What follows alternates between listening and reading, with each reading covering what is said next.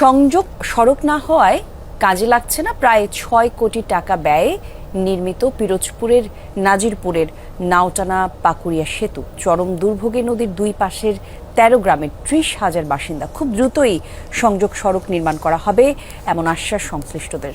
Vision hot and cool AC 4-ওয়ে solenoid valve টেকনোলজিতে heating ও কুলিং দুই মোডেই কাজ করে সমানভাবে। Vision hot and cool AC. মাথা উঁচু করে দাঁড়িয়ে থাকা এই স্থাপনাটি এখন গলার কাটা। ১৩টি গ্রামের প্রায় ৩০,০০০ মানুষের দুর্ভোগের নাম নাওটানা পাকুড়িয়া সেতু।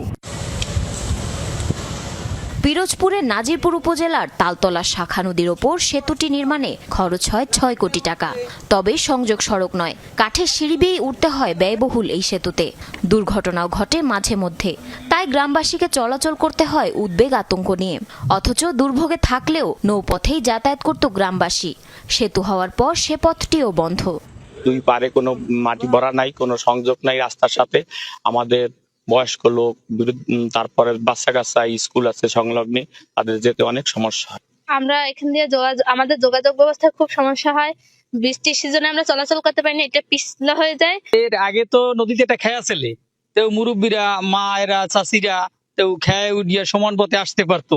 এখন এই ব্রিজটা উঁচা করিয়া এমন একটা সমস্যায় বাজাইছে, মাছাচিরা উঠতে পারে না, মুরব্বীরা উঠতে পারে না। ২০২০ সালের ২৩ মার্চ ৬৬ মিটার দৈর্ঘ্যের নাওটানা পাকুড়িয়া সেতুর নির্মাণ কাজ শুরু হয়। সময় দেওয়া হয় ২০২২ সালের ৩১ ডিসেম্বর পর্যন্ত। ধীর গতিতে মূল কাঠামোর কাজ শেষ করে ঠিকাদার, পুরো টাকাও তুলে নেয়। অথচ সংযোগ সড়ক না বানিয়েই পালিয়ে যায় ঠিকাদার। অনেক কোটি টাকা দিয়ে খরচা করে সরকার বানাইছে, তাহলে এই বানানে যদি কমপ্লিট না দেয় তাহলে এই ব্রিজটার কি দাম রইলো? এই ব্রিজটার সাথে যে একটু ঝামেলা আছে, যে এই সংযোগ সড়কের ক্ষেত্রে যে জায়গা, এই জায়গাটাও একবার করা হয়নি, যার কারণে সেখানেও একটু ঝামেলা। গ্রামবাসীর দুর্ভোগ কমাতে খুব দ্রুতই সংযোগ সড়ক নির্মাণের ব্যবস্থা করার আশ্বাস দিয়েছেন এলজিইডির নির্বাহী প্রকৌশলী। এই ব্যাপারে ঠিকাদারের সাথে যোগাযোগ করা হয়েছে, তারা আজ না কাল শুরু করবে, কিন্তু তারা এখনো কাজটা শুরু করে না। আমরা অনুরোধ করব অতিরিক্ত প্রধান প্রকৌশলী মহোদয়কে, যাতে আমাদের ফিল্ডে বসে এর একটা কাজটা কিভাবে বাস্তবায়ন করতে পারি আমরা, তার একটা দিক নির্দেশনা আমরা পাবো।